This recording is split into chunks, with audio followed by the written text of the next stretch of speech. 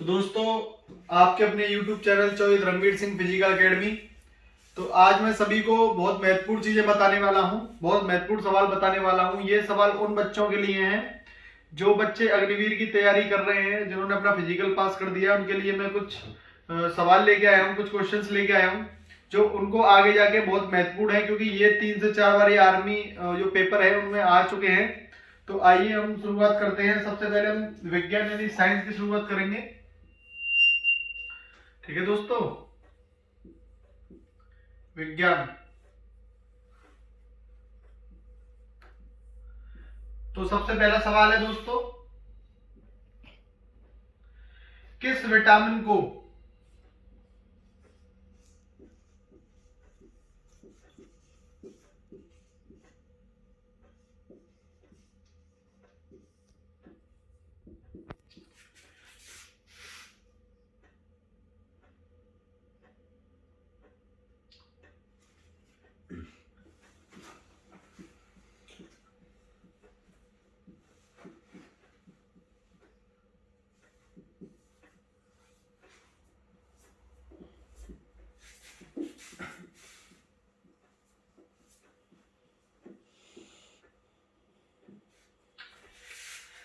किस विटामिन को कौन सी कमी से रतौंधी रोग हो जाता है? ठीक है दोस्तों, तो सबसे पहला सवाल हमारा ये है।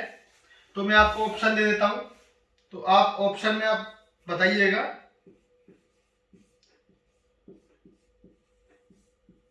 विटामिन सी, दूसरा ऑप्शन है हमारा विटामिन बी,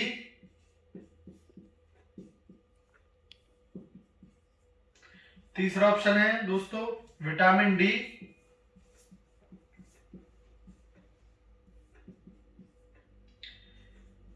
ये चौथा ऑप्शन है हमारा विटामिन ए।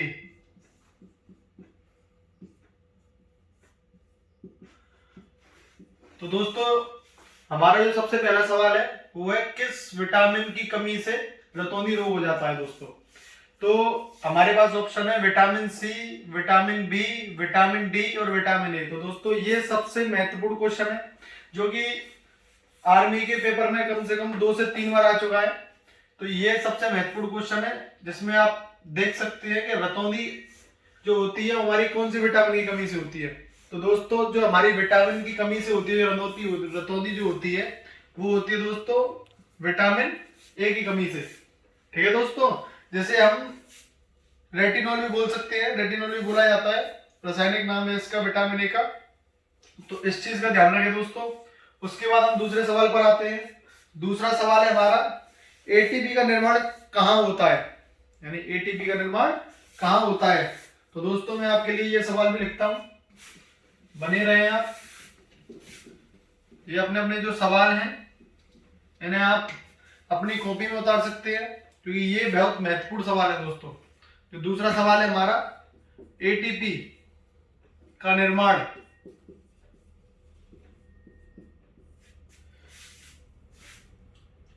कहाँ होता है?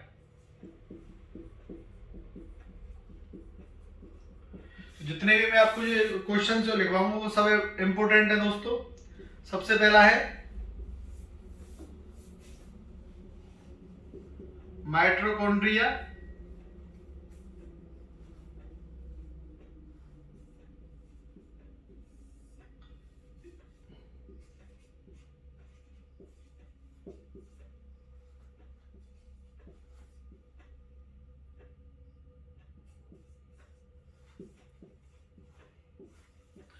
दूसरा ऑप्शन है हमारा ऑप्शन बी राइबोसोम, तीसरा ऑप्शन है हमारा लाइसोसोम और ऑप्शन डी है हमारा केंद्रक। दोस्तों, ये जो सवाल है हमारा, दूसरा सवाल ये है, एटीपी का निर्माण कहाँ होता है। ठीक है दोस्तों, यानी एटीपी का निर्माण कहाँ होता है। तो इसमें ऑप्शन आपको दिया है माइटोकॉन्ड्रिया, राइबोसोम, लाइसोसोम और केंद्रक। तो दोस्तों, इसमें जो आपका जो सही आंसर है वो है ऑप्शन ए,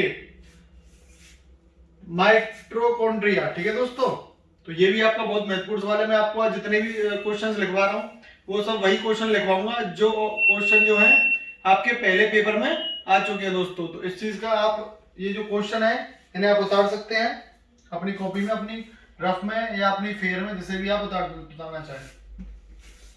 अब मैं आता हूं तीसरे क्वेश्चन के ऊपर दोस्तों।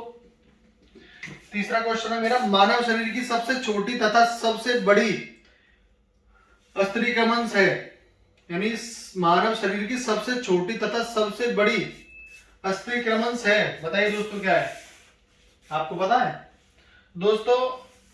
जो हमारी मानव शरीर की सबसे छोटी तथा सबसे बड़ी अस्थिक्रमंश है क्या है? मैं अभी आपको क्वेश्चन लिखता हूं। मानव शरीर की सबसे छोटी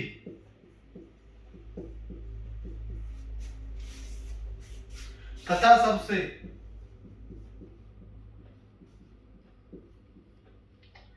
बड़ी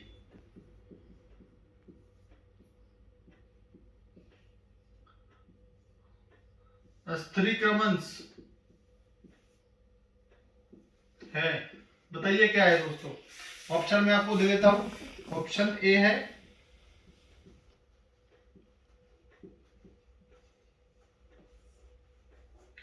मेरुरज्जु एवं स्टेपिज,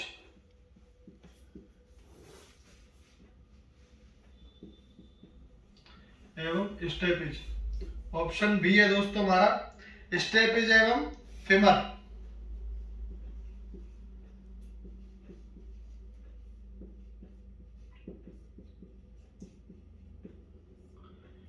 ऑप्शन सी। तो दोस्तों ये खाली अग्निवीर के लिए नहीं है, ये आपके यूपी पुलिस में है, एसएससी जीडी में है, उनके लिए भी आपकी महत्वपूर्ण है। ऑप्शन सी है मेरा जनडे एवं जांग की पेशी। ऑप्शन डी है मेरा इनमें से कोई नहीं। तो दोस्तों इसमें जो आपका मानव शरीर की सबसे छोटी तथा सबसे बड़ी अस्थिक्रमंश क्या है दोस्तों? ऑप्शन ए आपका मेरूज एवं स्टेपिज, ऑप्शन बी आपका स्टेपिज एवं फेमर, ऑप्शन सी आपका झंडे एवं जांग की पेशी, ऑप्शन डी इनमें से कोई नहीं। तो दोस्तों इसका जो आपका आंसर है वो है दोस्तों बी, यानी इसका आंसर है आपका आंसर बी है, बी स्टेपिज एवं फेमर। जो हमारी स्टेपिज एवं फेमर जो मानव शरीर की सबसे छोटी तथा सबसे बड़ी अस्थिक्रमंश होती है दोस्तों। ठीक है ना, तो इस चीज का ध्यान रखें। इस क्वेश्चन को आप अपनी नोटबुक में उतार सकते हैं दोस्तों। उसके बाद हम क्वेश्चन पे पहुंचते हैं। ऑप्शन क्वेश्चन जो हमारा होगा वो है चौथा। ठीक है दोस्तों, कौन सा रोग ठीक नहीं किया जा सकता है? तो दोस्तों आपको पता है कौन सा रोग ठीक नहीं किया जा सकता? मैं आपको लिख के बताता हूं, उसके बाद आप मुझे बताइएगा। जब तक आप सोच लीजिए कि कौन सा रोग जो है वो ठीक नहीं किया जा सकता है। और क्वेश्चन नंबर 4, कौन सा रोग, ऐसा कौन सा रोग है जो ठीक नहीं किया जा सकता?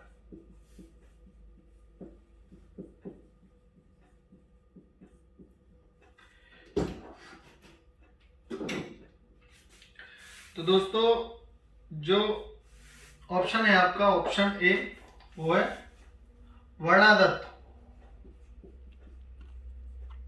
वर्णादत्ता। ऑप्शन बी है आपका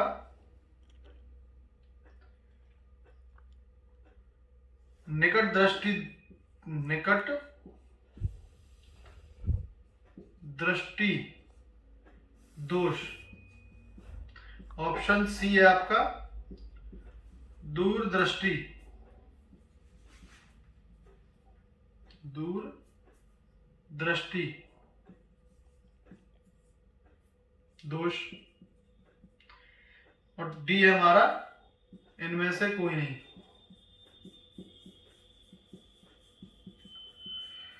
तो दोस्तों हमारा जो क्वेश्चन है वो कौन से रोग से ठीक नहीं किया जा सकता, यानी कौन से रोग से ठीक नहीं किया जा सकता? वर्णांधता है। कौन सा रोग ऐसा है जो ठीक नहीं किया जा सकता? निकट दृष्टि दोष, दूर दृष्टि दोष, या इनमें से कोई नहीं, ये आपके ऑप्शन है। तो दोस्तों जो हमारा जो रोग है जो हम ठीक नहीं कर सकते वो है वर्णांधता। इसे दोस्तों कहा जाता है आपका आंखों का कलर विजन। ये दोस्तों ये है वर्णांधता, ये है आपका जो आंखों का कलर विजन होता है वो हम ठीक नहीं कर सकते हैं। ठीक है दोस्तों, तो ये हमारा चौथा क्वेश्चन हो गया। अब हम आगे बढ़ते हैं अपने 5वें क्वेश्चन की ओर। तो आप अपने इन क्वेश्चनों को अपनी नोट में उतार लें, क्योंकि ये आपके बहुत महत्वपूर्ण क्वेश्चन है जो मैं आपको बता रहा हूँ। क्योंकि ये क्वेश्चन हर बार आपके एसएससी जीडी में भी पूछे गए हैं, आपकी आर्मी के में भी पूछे गए, आपकी पुलिस में भी पूछे गए। तो दोस्तों इस वजह से मैं आपको ये क्वेश्चन लिखवा रहा हूँ, आप इन्हें लिख सकते हैं। जो बच्चे अग्निवीर की तैयारी कर रहे हैं, जो बच्चे एसएससी जीडी की तैयारी कर रहे हैं, तो वो इन्हें अपना लिख सकते हैं दोस्तों। ठीक है ना।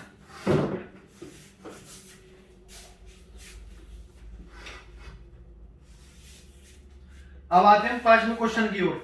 तो 5वां क्वेश्चन जो है हमारा वो है मधुमक्खी पालन का अध्ययन किया जाता है। मधुमक्खी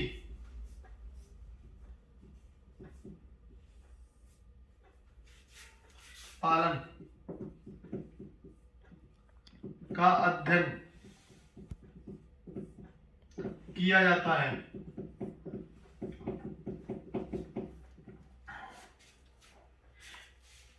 इसमें ऑप्शन है दोस्तों, तो मैं आपको साथ के साथ इसमें बताता भी चलूंगा जो ऑप्शन में जो दूंगा, जिनमें से कि जो अभी मैं आपको ऑप्शन बताता हूं उसके बाद मैं आपको उनके बारे में बताऊंगा। जो मैं आपको ऑप्शन दूंगा उसके बारे में भी समझाऊंगा। ये आपको खाली मधुमक्खी के बारे में है, उसमें जो ऑप्शन भी होंगे तो उनके बारे में मैं आपको बताऊंगा कि वो किस चीज से मतलब रखते हैं। यानी मधुमक्खी पालन का अध्ययन किया जाता है, यानी मधुमक्खी पालन का अध्ययन कहाँ किया जाता है? तो दोस्तों आप मुझे बताइएगा। सर्पेटोलॉजी ऑप्शन ए, ऑप्शन बी है आपका अर्नियोलॉजी, ऑप्शन सी है आपका एपीकल्चर, और ऑप्शन डी है आपका इनमें से कोई नहीं।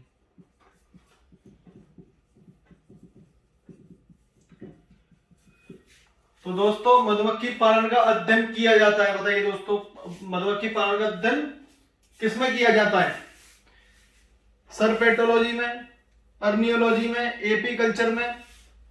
इन तीनों में से आप मुझे बता सकते हैं इनमें से किसमें मधुमक्खी पालन का किया जाता है, या अगर आपको लग रहा है कि इनमें से कोई नहीं है तो आप ऑप्शन डी भी मुझे बता सकते हैं। अगर इनमें से कोई नहीं हुआ तो उसका भी मैं आपको आंसर दूंगा कि हाँ इसमें से कोई नहीं है, ये उस चीज से रिलेटेड है।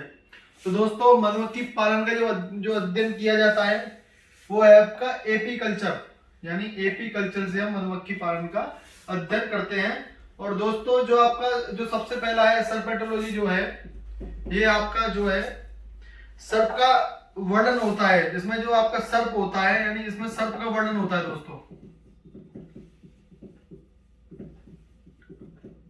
ठीक है दोस्तों, इस चीज का ध्यान रखें। जो आपका सर्पेटोलॉजी है इसमें सर्प का किया जाता है। और जो आपका अर्नियोलॉजी जो है तो दोस्तों इसमें आपका किया जाता है पक्षियों का वर्णन। इसमें होता है आपका पक्षियों का वर्णन। तो इस चीज का ध्यान रखें दोस्तों। ये खाली आपका मधुमक्खी नहीं है, आपके सर्पोलॉजी है, अर्नियोलॉजी है, जिसमें आपको पता चल जाएगा कि किस चीज से किसका वर्णन किया गया है। एपीकल्चर से मधुमक्खियों का वर्णन पालन अध्ययन जो है किया गया है, अर्नियोलॉजी में पक्षियों का वर्णन है, सर्पोलॉजी में जो है सांपों का वर्णन है। ठीक है दोस्तों, तो इस चीज का ध्यान रखें। अब हम चलते हैं क्वेश्चन नंबर 6 यानी क्वेश्चन नंबर 6 की ओर। तो वीडियो अगर आपको अच्छी लगे तो दोस्तों वीडियो को लाइक जरूर करें। मेरे फौजी भाभी जो भाई हैं वो वीडियो को लाइक करें, ज्यादा से ज्यादा शेयर करें। आपके लिए मैं ऐसे ही क्वेश्चंस लाता रहूंगा। अब हम चलते हैं क्वेश्चन नंबर 6। ठीक है दोस्तों, तो जो क्वेश्चन नंबर 6 है दोस्तों आपका वो है पराश्रव्य तरंगों की आकृति होती है, बताइए क्या होती है? पराश्रव्य तरंगों की आवृत्ति होती है, बताइए दोस्तों क्या होती है? मैं आपको ऑप्शन दे देता हूं। ऑप्शन है आपका ए, बीच 20 हर्ट्ज से कम, ऑप्शन बी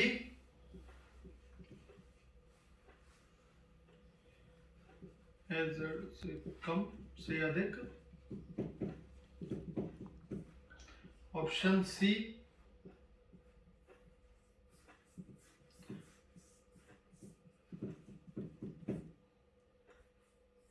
या ऑप्शन डी।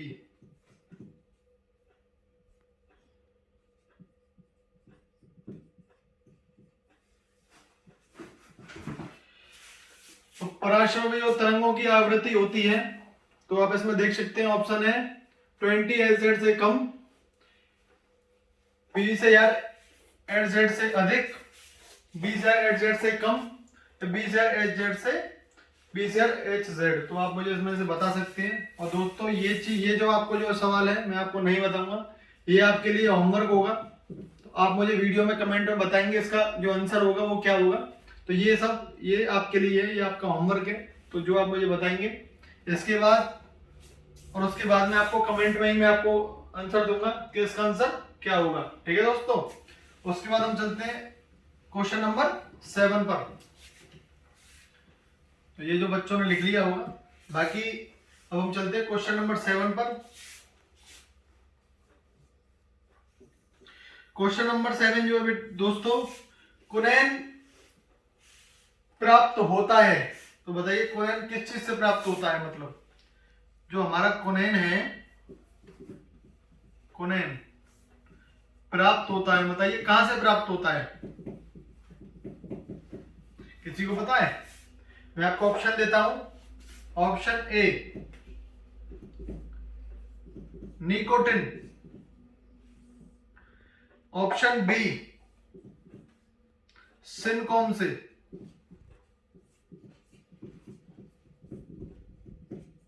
ऑप्शन सी बीजों से, या ऑप्शन डी छाल से। तो दोस्तों कुनैन प्राप्त होता है, बताइए कहां से प्राप्त होता है? निकोटिन से, सिनकोम से, बीजों से या छाल से? दोस्तों आप बता सकते हैं इनमें से किस चीज से कुनैन प्राप्त होता है। तो दोस्तों मैं आपको बता देता हूं, ये भी बहुत इंपॉर्टेंट क्वेश्चन है। ये क्या, मैं आपको जो भी क्वेश्चन आपको जो लिखवा रहा हूं वो सभी इंपॉर्टेंट है। तो इनको आप अपनी कॉपी में उतार लीजिए, क्योंकि ये आपके बहुत महत्वपूर्ण क्वेश्चन है दोस्तों। इन्हें कोई नहीं बताएगा आपको, मैं आपको बता रहा हूँ क्योंकि मैंने देखा है कि ये बहुत बार पेपर में आ चुके हैं। तो दोस्तों जो कुनैन प्राप्त होता है वो होता है दोस्तों हमारा सिनकोम से। ठीक है दोस्तों, यानी ऑप्शन बी से सिनकोम से प्राप्त होता है दोस्तों। ठीक है ना, तो आप लिख सकते हैं कुनैन प्राप्त होता है निकोटीन, सिनकोम, बीज से या छाल से। तो दोस्तों सबसे पहली चीज जो निकोटीन होता है ना दोस्तों, तो जो निकोटीन है यह होता है तंबाकू में, ये तंबाकू में पाया जाता है।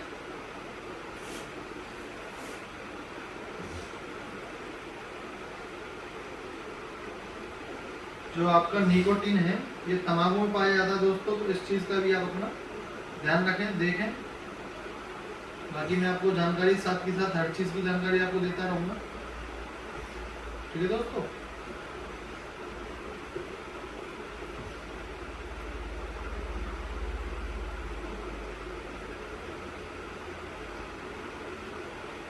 उसके बाद हम चलते हैं दोस्तों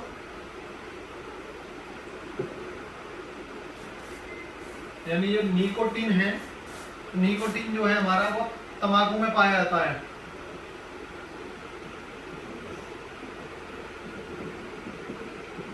तो इस चीज को अपना लिख लें, जो निकोटीन है ये तंबाकू में पाया जाता है, सिनकोम जो है वो हमारा कुनैन में पाया जाता है दोस्तों। ठीक है ना, तो इस चीज को अपना लिख लें, अपनी कॉपी में उतार सकते हैं। उसके बाद हम क्वेश्चन नंबर 8 पर चलते हैं।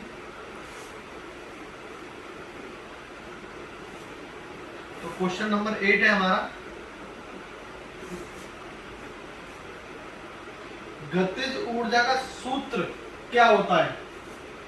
जो हमारी गतिज ऊर्जा है, गतिज ऊर्जा का सूत्र होता है, बताइए क्या होता है? ऑप्शन ए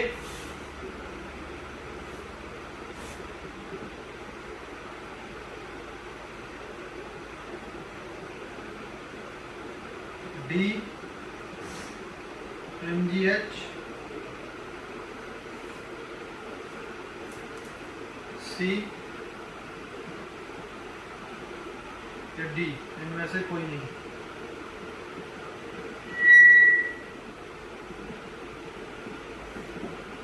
दोस्तों गतिज ऊर्जा का सूत्र होता है, तो वो दोस्तों जो आपका गतिज ऊर्जा का जो सूत्र है वो आपका 1/2 mv इसमें होता है।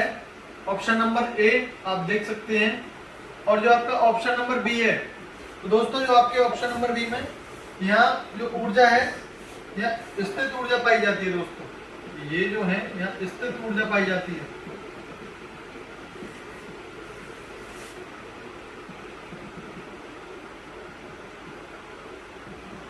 इसको अपनी कॉपी में उतार सकते हैं। ये आपके लिए जो भी मैं आपको क्वेश्चंस बता रहा हूँ वो आपके सभी महत्वपूर्ण है। अभी मैं आपको विज्ञान के बारे में बता रहा हूँ, उसके बाद में आपको आगे भी लेके चलूंगा। अभी फिलहाल में तो जो क्वेश्चंस है मैं आपको बता रहा हूँ, ये बहुत महत्वपूर्ण क्वेश्चंस है, तो दोस्तों इन्हें भी आप लिख लें। टेलीफोन का आविष्कार किसने किया? तो ये भी बहुत बड़ा सवाल है दोस्तों, ये बहुत बार एसएससी जीडी के उसमें भी आ गया है, आपके आर्मी में भी आ गया है। फिर टेलीफोन का जो आविष्कार है वो किसने किया दोस्तों, किसी को पता है? ये आपका 9वां क्वेश्चन है।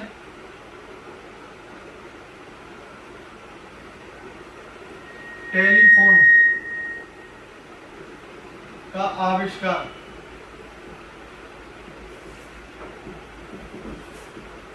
किसने किया दोस्तों, बताइए। ये आपके लिए बहुत बड़ा क्वेश्चन है। ऑप्शन ए, मैं आपको ऑप्शन देता हूं, ग्राहम बेल,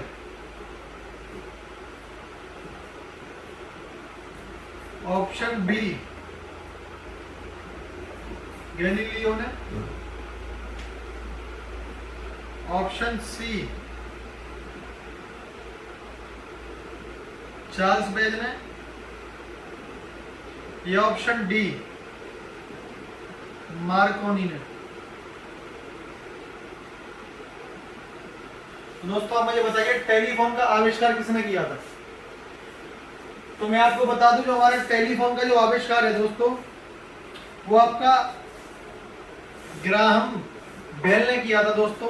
ये जो हमारा आविष्कार, जो टेलीफोन का जो हमारा आविष्कार किया था वो ग्राहम बेल ने किया था दोस्तों, जिसमें जो आपका गिलोलिया है, जो गिलोलियो जी हैं, उन्होंने आपका दूरबीन का, यानी जो आपकी दूरबीन होती है, इसे हम दूर का पास और पास का दूर देख सकते हैं, इन्होंने गैलीलियो ने दूरबीन का किया था, चार्ल्स बेज ने हमारा कंप्यूटर का किया था,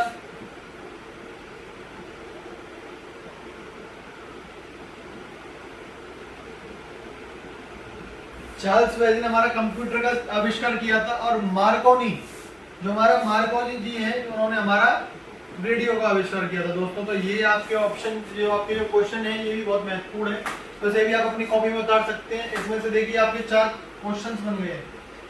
टेलीफोन का आविष्कार किसने किया? टेलीफोन का आविष्कार हमारे ग्राहम बेल जी ने किया। प्लस में जो हमारे दूरबीन का आविष्कार किसने किया? हमारे जो गैलीलियो जी हैं उन्होंने आविष्कार किया। कंप्यूटर का आविष्कार किसने किया? चार्ल्स बेज ने किया।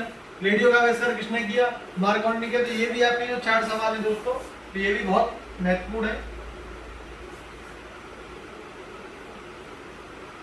तो इन चीजों को अपना याद रखें, अपनी कॉपी में उतार लें। बाकी मैं आपको क्वेश्चन नंबर 10 की ओर लेके चलता हूं।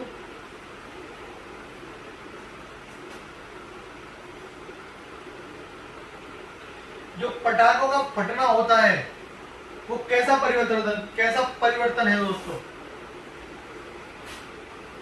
जो हमारे पटाखों का फटना है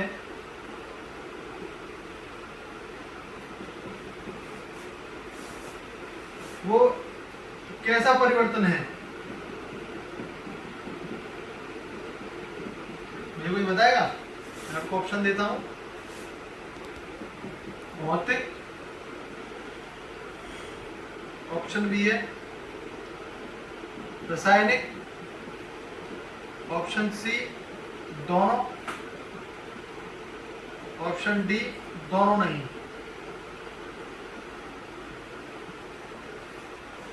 तो पटाखों का फटना है, इसमें ये कैसा परिवर्तन है दोस्तों? भौतिक है, रासायनिक है, दोनों, इनमें से दोनों है या दोनों नहीं है? तो दोस्तों जो हमारा पटाखों का जो फटना होता है दोस्तों, वो है हमारा रासायनिक, वो है हमारा रासायनिक। तो इस क्वेश्चन को आप अपना उतार सकते हैं कि हमारा पटाखों का फटना है जो रासायनिक परिवर्तन होता है। तो इसे आप अपनी कॉपी में उतार सकते हैं दोस्तों। उसके बाद हम आगे चलते हैं। अगला जो क्वेश्चन है हमारा 11वां, वो है जूल किसका मात्रक होता है? जो जूल है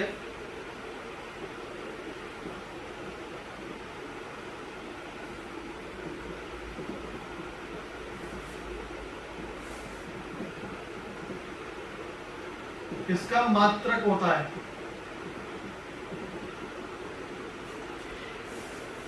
ऑप्शन ए कार्य, ऑप्शन बी ऊर्जा, ऑप्शन सी दोनों, यानी कार्य और ऊर्जा दोनों, या ऑप्शन डी दोनों नहीं। तो दोस्तों जो जूल जो मात्रक है वो कार्य और ऊर्जा दोनों का है, तो इस चीज को भी ध्यान रखें। तो इसका जो हमारा आंसर होगा वो ऑप्शन सी होगा, दोनों, यानी कार्य और ऊर्जा। तो जूल है हमारा वो दोनों का प्रतीक है, दोनों का मात्रक है, इसमें कार्य और ऊर्जा दोनों आती है। तो दोस्तों इस क्वेश्चन को आप अपनी कॉपी में लिखें। ये जितने भी मैं आपको क्वेश्चन जो लिखवा रहा हूं दोस्तों, वो सब आपके महत्वपूर्ण है। उसके बाद हम आगे चलते हैं।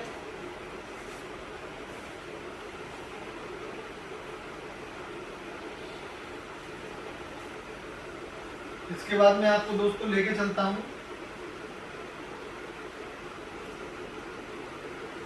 जीएस के ऊपर। जीएस का जो पहला सवाल है दोस्तों, मैं अभी आपको बता देता हूं। जो जीएस का हमारा जो फर्स्ट क्वेश्चन है दोस्तों, वो है लद्दाख को अलग केंद्र शासित प्रदेश के रूप में गठन कब हुआ? जो हमारा लद्दाख है जो वो उसे केंद्र शासित प्रदेश के रूप में गठन कब हुआ उसका? तो दोस्तों ये आपका क्वेश्चन बहुत महत्वपूर्ण है। लद्दाख को अलग केंद्र शासित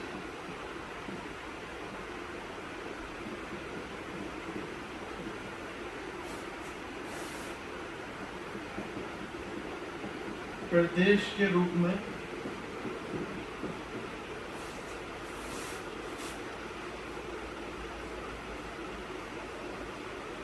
कब गठन हुआ? तो दोस्तों कब हुआ?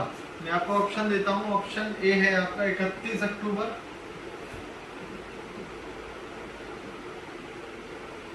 2019, ऑप्शन बी है आपका 30 अक्टूबर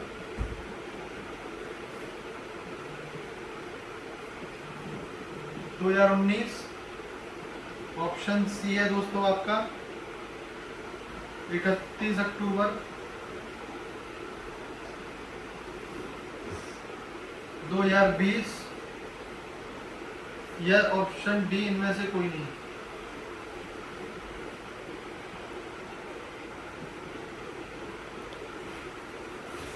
तो दोस्तों जितने भी मैं आपको जो सवाल लिखा रहा हूँ ना, वो सब आपके लिए महत्वपूर्ण है। ये जो आपके लिए मैं इतना बोल रहा हूँ, ये सब आप ही के लिए बोल रहा हूँ, ये आप ही के लिए जितने भी क्वेश्चन हैं सब महत्वपूर्ण है। तो इन्हें अपनी कॉपी में उतार सकते हैं। तो इसका जो लद्दाख को जो अलग केंद्र शासित जो रूप जो हुआ था, वो आपका कब हुआ था दोस्तों? 31 अक्टूबर 2019 में या 30 अक्टूबर 2019 में। तो देखिए आपको इसमें सब चीज आपको सेम मिलेगी। देखो आपको बहकाने के लिए देखिए बस 31 अक्टूबर 2019 है, 30 अक्टूबर 2019 है या 31 अक्टूबर 2020 है। तो आप कंफ्यूज हो जाएंगे कि भाई अक्टूबर कौन सा था, साल कौन सा था, कौन सा नहीं था। तो दोस्तों इन चीजों को आप याद करना जरूरी है। जो हमारा लद्दाख जो था वो 31 अक्टूबर 2019 को केंद्र शासित प्रदेश के रूप में गठन हुआ था दोस्तों। कितने को? 31 अक्टूबर 2019। तो इस चीज को अपनी कॉपी में लिख सकती हैं दोस्तों। अब हम चलते हैं क्वेश्चन नंबर दूसरे क्वेश्चन की ओर चलते हैं, अगले प्रश्न की ओर चलते हैं। जो अगला प्रश्न है दोस्तों हमारा वो है सिंधु जल समझौता कब हुआ था दोस्तों? जो हमारा सिंधु जल जो समझौता था वो कब हुआ था दोस्तों?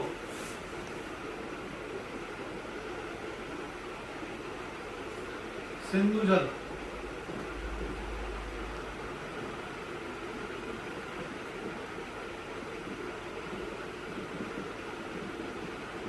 हमारा सिंधु जल समझौता कब हुआ था दोस्तों?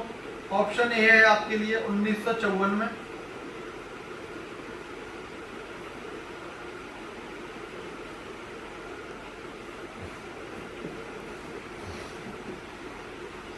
ऑप्शन बी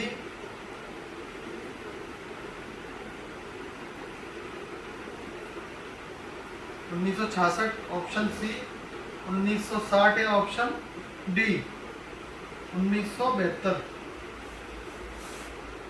तो सिंधु जल का समझौता कब हुआ था दोस्तों? आप बताइए। 1954 में, 1966 में, 1960 में, 1972 में। और देखिए आपको भी पता है कि ये जो क्वेश्चन है ये भी बहुत इंपॉर्टेंट है आपके लिए। आपने क्वेश्चनों में खुद पढ़ा होगा इसे।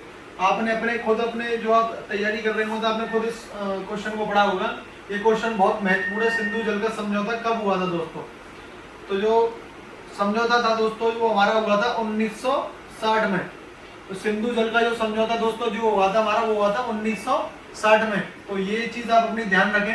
और जो हमारा 1954 में जो हमारा समझौता था वो था 500 के ऊपर, जो 500 का हुआ था इसमें समझौता हमारा।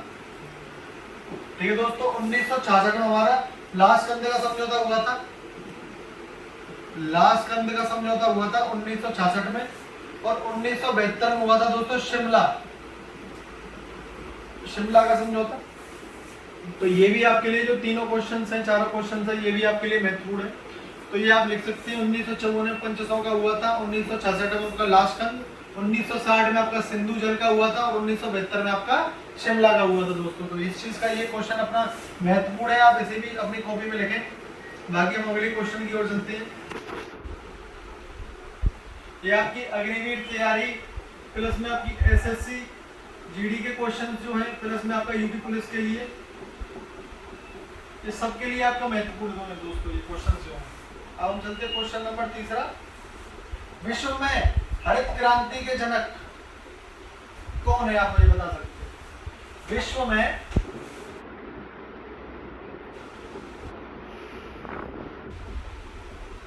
हरित क्रांति के जनक हैं, बताइए कौन है? विश्व के हरित क्रांति के जनक कौन है दोस्तों? आप बता सकते हैं? ऑप्शन में आपको दे देता हूं। आंसर तो मैं आपको बता ही दूंगा, लेकिन आप अपनी कॉमन सेंस भी लगाना कि। और बाकी ऑप्शन जो आपका ए है वो है स्वामीनाथन। ऑप्शन बी है दोस्तों आपका नॉर्मन।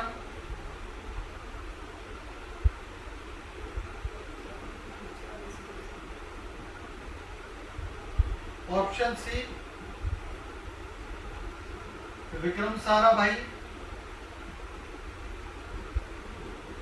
ये ऑप्शन डी इनमें से कोई नहीं।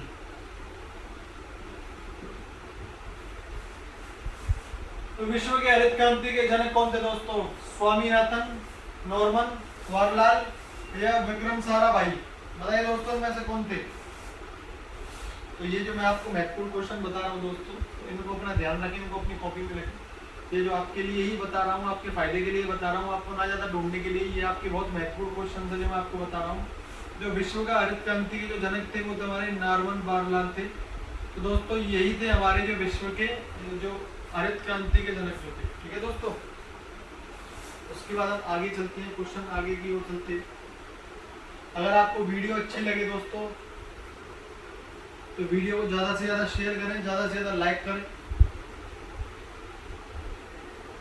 क्वेश्चन नंबर है हमारा चौथा 4। जो हमारा अफगान है उसकी पहली लड़ाई कब हुई थी दोस्तों? अफगान की पहली लड़ाई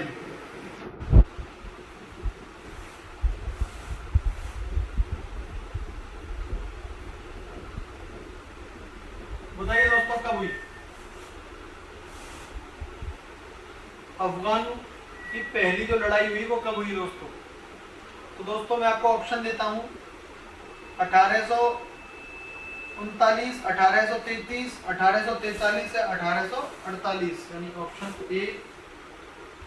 मैं आपको सीधा सीधा दोस्तों बताता हूं, जो आपका अफगान की जो पहली लड़ाई हुई थी दोस्तों वो हुई थी आपकी 1839 में।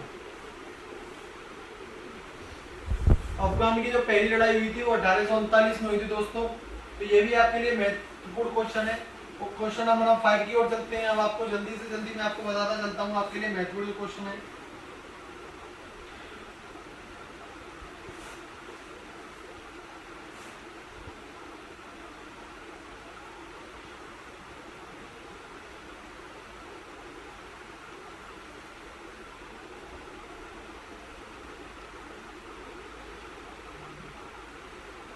पूर्व प्रधानमंत्री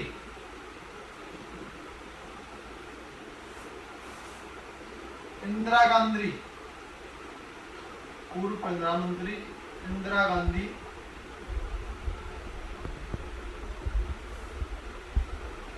के अनुरोध पर राष्ट्रपति ने आपातकाल की घोषणा कब की?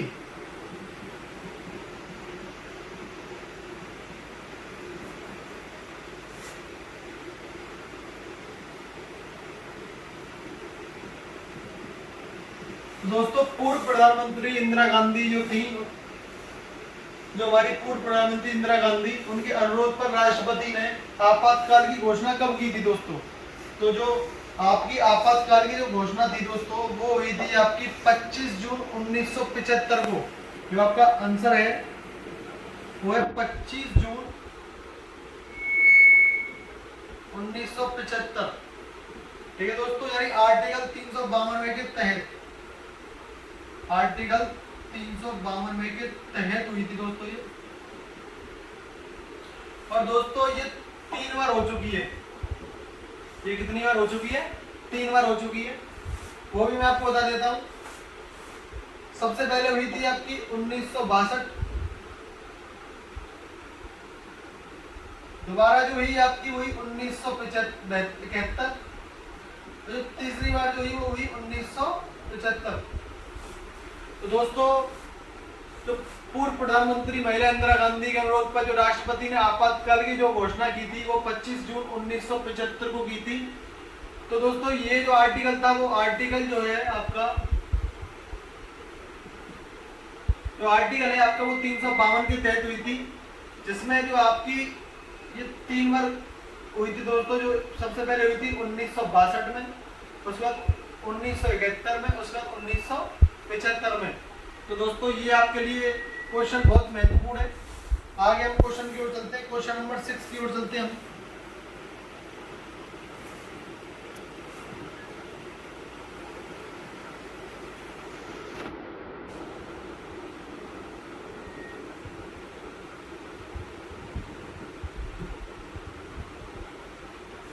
क्वेश्चन नंबर 6 है दोस्तों, विश्वनाथ आनंद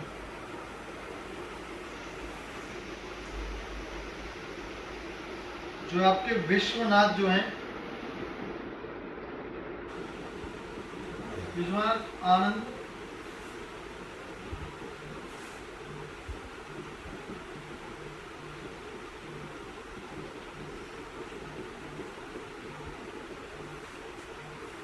कौन से खेल से संबंधित हैं? तो दोस्तों जो आपके विश्वनाथ आनंद जो हैं वो किस खेल से संबंधित हैं? सबसे पहला है हॉकी,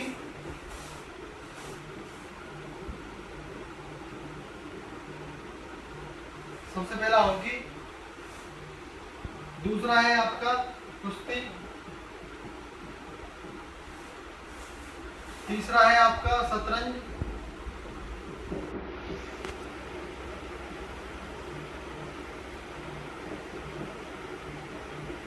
चौथा है आपका टेनिस। तो दोस्तों ये जो विश्वनाथ आनंद जो थे वो कौन से खेल से संबंधित है दोस्तों, आप मुझे बता सकते हैं? तो दोस्तों ये जो आपके विश्वनाथ आनंद जो है वो कौन से खेल से हैं दोस्तों? हॉकी से हैं, कुश्ती से हैं, शतरंज से हैं, टेबल टेनिस से हैं।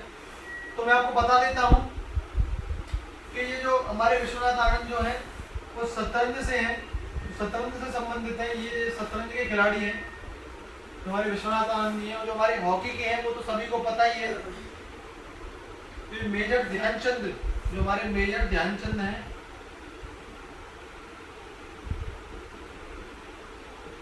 मेजर ध्यानचंद ये हॉकी के खिलाड़ी हैं दोस्तों।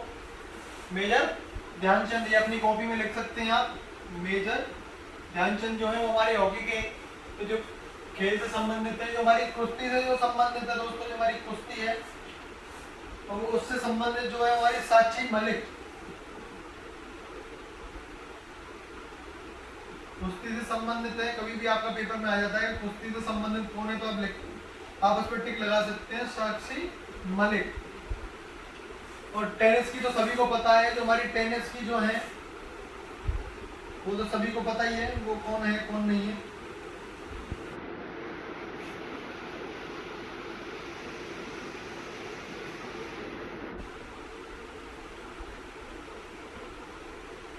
उसके बाद हम अगले क्वेश्चन पे चलते हैं दोस्तों।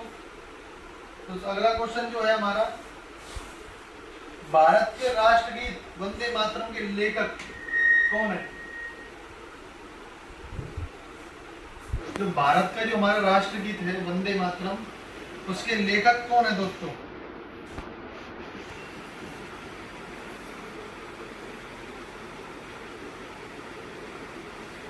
भारत के राष्ट्रगीत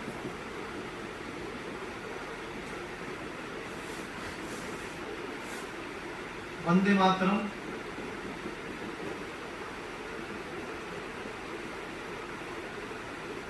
के लेखक कौन है दोस्तों, आप बता सकते हैं?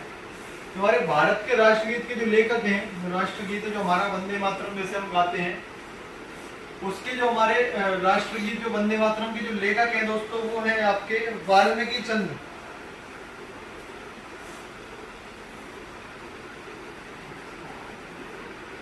बंकिम चंद्र,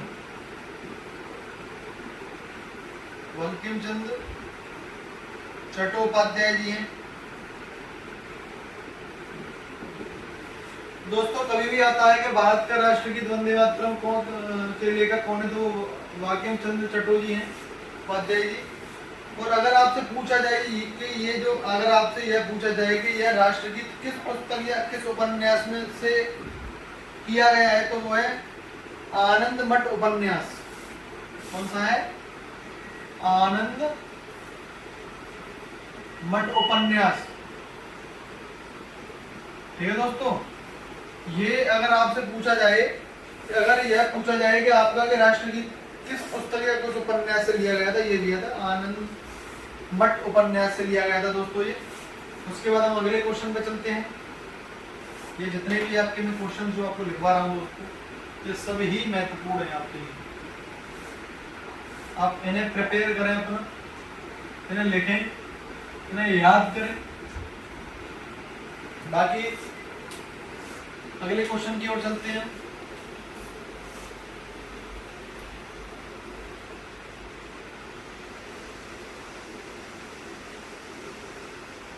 जो हमारा मेला घाट, मेला घाट बाग जो है हमारा संरक्षण, बताइए कहाँ स्थित है? आप बता सकते हैं कहाँ स्थित है? मैं आपको बता देता हूँ, ऑप्शन दे देता हूँ सबसे पहले। गुजरात में, option B Assam, option C Karnataka, option D Maharashtra.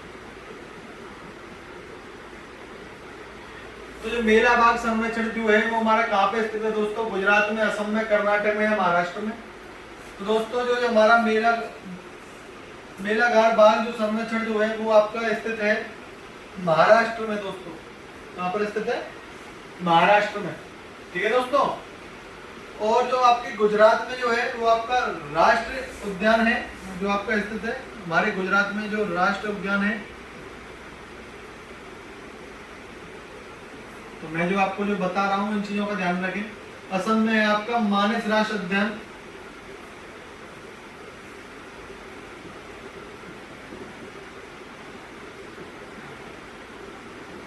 मानस राष्ट्रीय उद्यान। और कर्नाटक में है आपका काजीरंगा,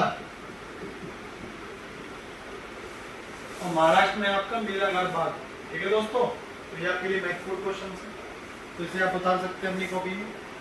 आगे हम चलते हैं।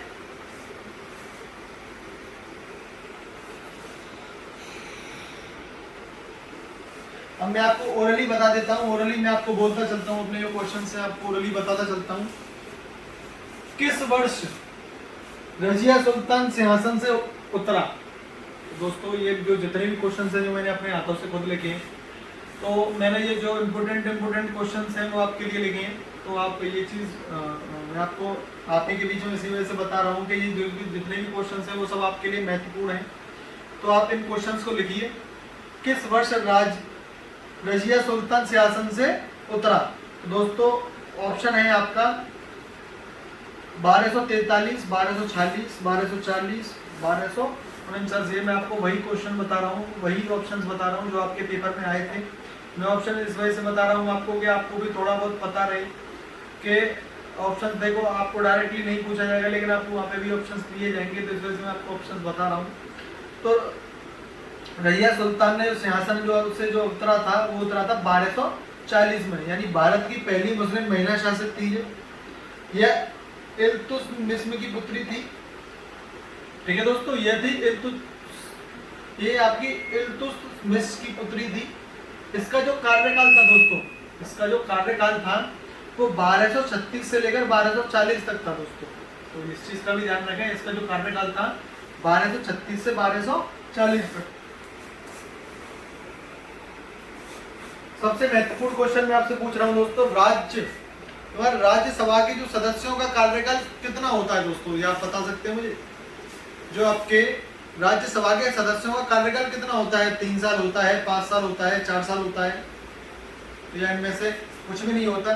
तो दोस्तों आपको पता है कितना होता है राज्यसभा के कार्यकाल होता है?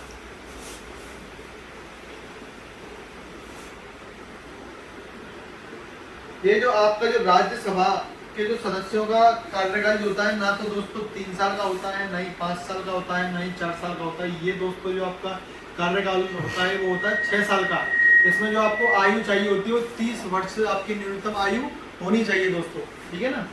उसके बाद में है किस लेडी विद द लैप नाम से जाना जाता है? यानी कौन सी ऐसी लेडी है, किस लेडी को विद द लैप नाम से जाना जाता है? ये आपको पता है, इंदिरा गांधी है, या फ्लोरेंस टिंगेल, सरोजिनी नायडू, या एनी बेसेंट? तो दोस्तों ये जो हमारी लेडी विद द लैप जो है, जिसे नाम से जाना जाता है, वो है हमारी फ्लोरेंस टिंगेल। ठीक है दोस्तों। इंदिरा गांधी का जो हमारा था वो परिदर्शनीय के रूप से नामा जाता है, एक परिदर्शनीय के रूप के नाम से हमें जाना जाता है इंदिरा गांधी का। और सरोजिनी नायडू जो हमारी भारत की कोकिला के नाम से जाना जाता है, कोकिला नाम है जो सरोजिनी नायडू को हम जो जानते हैं वो कोकिला नाम से जानते हैं दोस्तों। तो ये आपके लिए बहुत महत्वपूर्ण, जो मैंने आपको जो क्वेश्चंस बताए ये आपके लिए बहुत महत्वपूर्ण बताए दोस्तों। बाकी जो क्वेश्चंस है मैं आपको कल बताऊंगा। तो दोस्तों अगर आपको वीडियो अच्छी लगी हो तो वीडियो को लाइक करें, ज़्यादा से ज़्यादा शेयर करें, और मैं आगे भी कल भी आपके लिए इसी टाइम पर और भी क्वेश्चंस दूंगा, और भी आपके लिए महत्वपूर्ण क्वेश्चन छांट के लेके आऊंगा जो आपके लिए महत्वपूर्ण है, जो कि पेपरों में आ चुके हैं, पेपरों में आ रहे हैं लगातार। तो वही क्वेश्चंस मैं आपके लिए कल भी लेके आऊंगा दोस्तों। इसी के साथ मैं चलता हूँ। बाकी अगर आपको वीडियो अच्छी लगे तो वीडियो को ज़्यादा से ज़्यादा शेयर करें, ज़्यादा से ज़्यादा लाइक करें और चैनल को सब्सक्राइब करें।